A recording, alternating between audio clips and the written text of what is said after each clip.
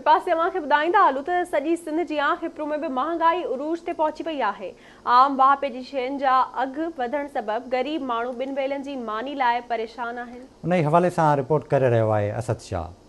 समूरी सिंध जी आंख खिप्रो में बि महांगाई जो जिन बोतल खां ॿाहिरि निकिरी चुको आहे। आम वाइपे जे शयुनि जा अघ आसमान सां ॻाल्हियूं करण लॻा आहिनि त ॿिए पासे इंतज़ामिया जी बेध्यानी सबबि मुनाफ़ेखोर दुकानदारनि बि आम वाइपे जे शयुनि जा हथ ठोकिया अघ मुक़ररु करे छॾिया आहिनि, जंहिं सबबि ग़रीब ऐं मिसकिन तबिके जा माण्हू इंतिहाई वॾियुनि परेशानियुनि खे मुंहुं ॾेई रहिया आहिनि। सब्जियूं, दालियूं, चांवर, गिहु, आयल समेत केतिरनि ई आम वाइपे जे शयुनि सां गॾोगॾु अटे जो अघु बि गरीब ऐं मिसकिन माण्हूअ जे आमदनी खां मथे हुअण करे मज़दूर तबिके जा माण्हू इंतिहाई मुफ़लिसी वारी ज़िंदगी गुज़ारण ते मजबूर आहिनि। जिते मार्केट में आम वाइपे जे शयुनि जा अघ चोट चढ़ियल आहिनि, उते 3.5 लख खां बि वधीक आबादी रखंदड़ खिप्रो तालुके में सिर्फ़ हिकु ई यूटिलिटी स्टोर आहे, जिते खंड, गिह समेत अटो बि केतिरनि ई महीननि खां अणलभ हुअण करे यूटिलिटी स्टोर तां बि मिसकिन माण्हुनि खे को बि रिलीफ नथो मिले। शहरनि आवाज़ टीवी न्यूज़ सां पंहिंजा हाल ओरींदे चयो त गाटे टोड़ महांगाई सबबि जीअण बि इंतिहाई ॾुखियो थी पियो आहे। जेके डेली वेजिस अर्नर आहिनि या ग़रीब माण्हू आहिनि, जेके ॾियाड़ीदार मज़दूर आहिनि,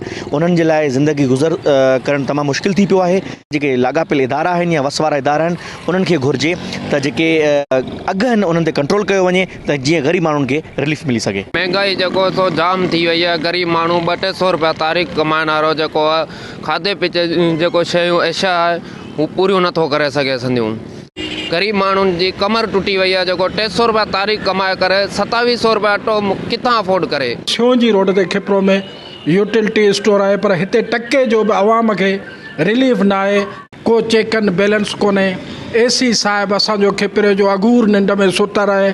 मुख़्तियार कार पंहिंजी ऑफिस तां या वॾेरनि जे बंगलनि तां उथण जो हुनखे टाइम बि कोन थो मिले। ग़रीब मिसकिन माण्हू आहिनि, उहे जेको आहे सो कंहिंजे दर अॻियां दा आहिनि। हर शइ पई आहे, ख़ाली खंड गिहु कोन आहे, बाक़ी ॿियो हर शइ पियो आहे सामान। न साईं, विकिरो आहे कोन खंड, हिते आवाम खे ॾींदा आहियूं असां। साईं दुकानदार आहिनि, असां त कोन विकिरो कई आहे। इहो ईअं चवंदा आहिनि साईं, असांखे अटो 2 महीना थिया आहे, अचे ई कोन थो फ़िलहाल।